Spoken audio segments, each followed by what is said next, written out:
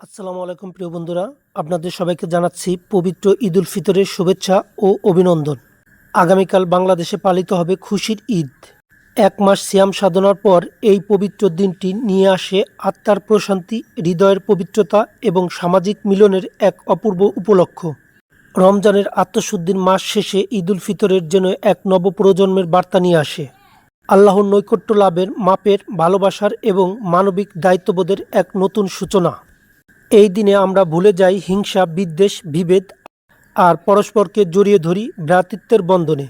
ঈদের আনন্দ শুধু নতুন পোশাক বা খাবার বা সাজগুজেই সীমাবদ্ধ নয়, বরং এর প্রকৃত সৌন্দর্য লুকিয়ে আছে অসহায়, দরিদ্র ও নিঃস্ব মানুষের মুখে হাসি ফোটানোর মাঝেই।